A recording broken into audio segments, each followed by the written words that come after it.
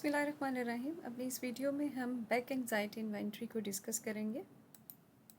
सबसे पहले हम टेस्ट के यूज़ की बात करेंगे। इसे बैक ने 1988 में क्रिएट किया था और इसका बेसिक ऑब्जेक्टिव था कि डिस्क्रिमिनेट किया जा सके एंजाइटी को डिप्रेशन से।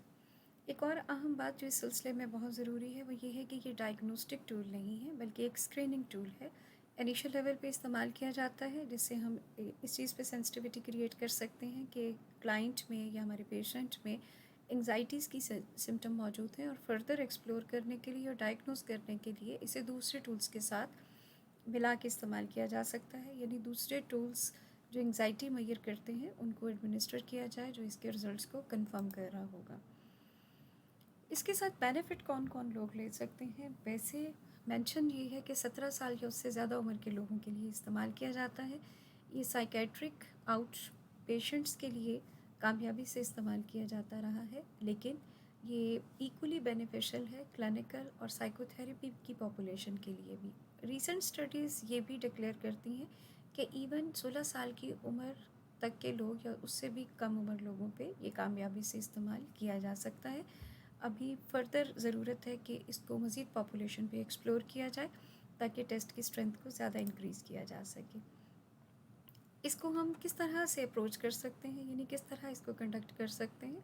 तो हॉलिस्टिकली होता ये है कि इसको हम दूसरे टेस्ट के साथ as a one of the group of test जो एंग्जाइटी को डिटेक्ट करते हैं उसके साथ हम इसको लेके आते हैं और इसके साथ हम ये देख रहे होते हैं कि पर एक जो पेशेंट है या जो क्लाइंट है जिसको कि हम इस पे एडमिनिस्टर करके उसकी एंग्जाइटी के बारे में एस्टिमेशन लेना चाहते हैं, उसका लास्ट वीक बहुत इम्पॉर्टेंट है क्योंकि ये तमाम तर सवालात उसके लास्ट वीक से मुतल्लिक़ हैं। और अगर किसी तरह वो लास्ट वीक डिस्टर्ब है, एबनॉर्मल है या उसमें कुछ ऐसा अनकॉमन हुआ है तो डेफिनेटली वो चीज़ें टेस्ट के रिज़ल्ट पे इन्फ्लुएंस करेंगी और हो सकता है कि उसकी बेसिस पे जो स्क्रीनिंग हम कर रहे हैं वो पर्सन की एक्चुअल एक स्टेटस ऑफ एंग्जाइटी को इंडिकेट ना कर रहा हो। इंटरप्रिटेशन इसकी जब हम करते हैं तो इसमें 21 आइटम्स हैं और उन आइटम्स को हम 4 पॉइंट लिकर्ट स्केल पे रेंज कर रहे होते हैं और हमारे पास इस तरह कुछ इसकी रेंजेस आती हैं कि अगर क्लाइंट का स्कोर 0 से 7 के दरमियान है तो हम उसे मिनिमल लेवल की एंग्जाइटी कहते हैं।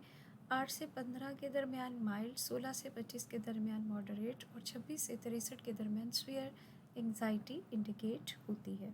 And definitely this is screening और इसको कंफर्म करने के लिए हमें फर्दर टूल्स की ज़रूरत होती है। BIA हम क्यों यूज़ करते हैं? सबसे पहले ये सेल्फ रिपोर्टेड एक एंग्जाइटी है जो आपको बहुत ज़्यादा तरद्दुद नहीं करना पड़ता। आसानी से पर्सन की स्टेटमेंट की बेसिस पे ही हम स्क्रीनिंग कर सकते हैं। इसमें बहुत ही कॉमन सी सिम्टम्स हैं जिनको कि हम बहुत अच्छे तरीके से आइडेंटिफाई कर सकते हैं और एक आम इंसान भी जो लेमैन है वो भी इसको अच्छे तरीके से समझ सकता है। सबसे अच्छी बात कि ये डिस्टिंग्विश कर देता है depression, panic state, suicidal ideation और एंग्जाइटी को, जो बहुत बेहतर होता है फर्दर डायग्नोसिस के लिए कि अब हमने अपने क्लाइंट को किस तरफ मूव ऑन करना है। और इसके साथ ये बॉडी और माइंड के कनेक्शन को भी इंडिकेट कर रहा होता है। एट प्रेजेंट 13 ज़ुबानों में इसकी ट्रांसलेशन मौजूद है। अगर हम इसका एक ओवरव्यू लें तो हम ये कह सकते हैं कि ये सेल्फ रिपोर्टेड मैयर है, 21 आइटम्स पे मुश्तमिल है। एडोलेसेंट्स और एडल्ट के ऊपर हम इसे कामयाबी से एडमिनिस्टर कर सकते हैं और 1988 में ये डेवलप हुई है। इसकी डेवलपमेंट में जो ऑलरेडी एंग्जाइटी की चेक लिस्ट या टेस्ट मौजूद थे उनके आइटम शामिल किए गए हैं, आप देख सकते हैं। Anxiety check list, PDR check list, situational anxiety check list, इनके आइटम हमें BIA में नज़र आते हैं और इसकी मदद से फिर हम इसे फर्दर यूटिलाइज़ कर रहे होते हैं। एडमिनिस्ट्रेशन इसकी दो तरह से हो सकती है। एक तो ये है कि पर्सन ख़ुद इसको अटैम्प्ट कर सकता है, जैसे हम सेल्फ एडमिनिस्ट्रेशन कहते हैं, 5 से 10 मिनट में एडमिनिस्टर कर सकता है। और दूसरी ऑरल एडमिनिस्ट्रेशन है जिसमें कि एक ग्रुप ऑफ पीपल को जो एग्ज़ामिनर है या जो टेस्ट लेने वाला है वो स्टेटमेंट्स पढ़ के सुना सकता है और वो लोग उसके अकॉर्डिंग अपने रिस्पॉन्सेस दे सकते हैं। आइडियल इन्वायरमेंट इसके लिए एक मुनासिब वेल लिट क्वाइट और अच्छा इन्वायरमेंट फ़ायदेमंद होगा जिसमें कि पर्सन अच्छे अंदाज में अपनी फीलिंग्स को जज करके रिस्पॉन्स दे सके। स्कोरिंग इसकी जो है नॉट एट ऑल पे हम 0 पॉइंट देते हैं, माइल्ड पे 1 पॉइंट है, मॉडरेट पे 2 पॉइंट है और स्फीयर इंडिकेशन पे हम फर्दर उसको आगे पॉइंट दे रहे होते हैं। इसके साथ फिर हम आगे देखते हैं, ये हम पहले भी डिस्कस कर चुके हैं कि these are actually the ranges जो कि हम एंग्जाइटी की सिविरिटी को इन स्कोर्स के मुताबिक रेंज कर रहे होते हैं कि एक्चुअली एंग्जाइटी का लेवल क्या है।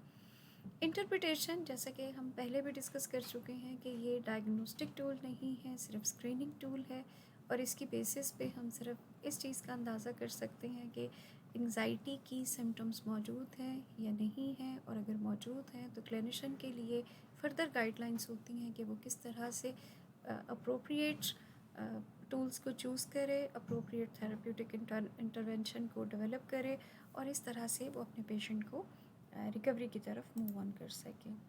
एम्प्लीकेशन के पॉइंट ऑफ व्यू से हम बात करें तो ये एक अच्छी सेल्फ रिपोर्टेड एंग्जाइटी की मैयर मानी जाती है और इसकी बेसिस पे हम सिग्निफिकेंटली और सब्सटेंशली हम एंग्जाइटी को गेज कर रहे होते हैं और इसकी कोरिलेशन जो है वो दूसरे एंग्जाइटी मैयर्स टूल्स के साथ बहुत बेहतर है, जो कि इसकी एक अच्छी वैलिडिटी को शो करती है।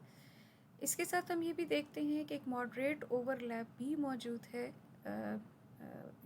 BAI का, यानी बैक एंग्जाइटी इन्वेंट्री का, दूसरी जो डिप्रेसिव डिसऑर्डर्स के सिम्टम्स के साथ है और इसके साथ हम इसे अप्रोप्रिएट थेराप्यूटिक इंटरवेंशन के के लिए इस्तेमाल कर सकते हैं, क्योंकि ये स्क्रीन करता है और फर्दर फिर हमारे लिए एक गाइडलाइन प्रोवाइड करता है कि हमें इसे किस तरह से फर्दर यूटिलाइज़ करना है। इसकी स्ट्रेंथ भी हमारे सामने है कि हम ये देख सकते हैं कि ये एक कॉमनली अंडरस्टूड बेहतर टूल है। 4 कैटेगरीज़ में इसकी सिम्टम्स को हम लेके चलते हैं, subjective, neurophysiologic and autonomic, panic related, wide age range इसमें शामिल है और इसके साथ हम इसकी स्वेरिटी को, खसूसन जो इसकी ख़ास एबिलिटी समझी जाती है कि एंग्जाइटी की एक स्वेरिटी को ये गेज करने में कामयाब हो जाता है।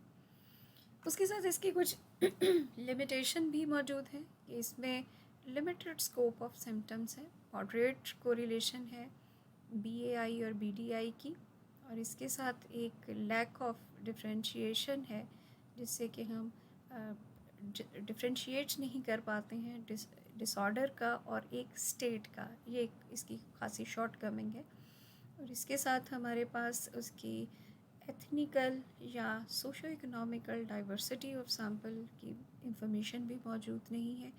इसमें हाई स्कोर जो है वो खासा लार्ज है और इसके अंदर हमें काफ़ी मिस डायग्नोसिस की पोटेंशियल नज़र आती है, यानी मिसलीड हो सकता है एक इसकी बेसिस पे। सिर्फ अगर हम इसी की बेसिस पे डायग्नोज करें तो ये मिसलीडिंग इंफॉर्मेशन हमें देता है। एथिकल स्टैंडर्ड्स डेफिनेटली हमें मद्देनज़र रखने चाहिए जब हम इस तरह के किसी मैयर को यूज़ करते हैं, ताकि हम इसके जो साइड इफ़ेक्ट्स हैं उनको मिनिमाइज़ कर सकें। These are the reference, this will be also helpful for you अगर आप इसके बारे में और मज़ीद डिटेल जानना चाहते हैं। Thank you so much. और अगर आपको किसी भी पॉइंट पे किसी भी तरह की कन्फ्यूजन या एम्बिग्विटी हो तो आप हमसे रुजू कर सकते हैं। हमारी कोशिश होगी कि हम इसके बारे में आपको बेहतर इन्फॉर्मेशन प्रोवाइड कर सकें। Thank you so much.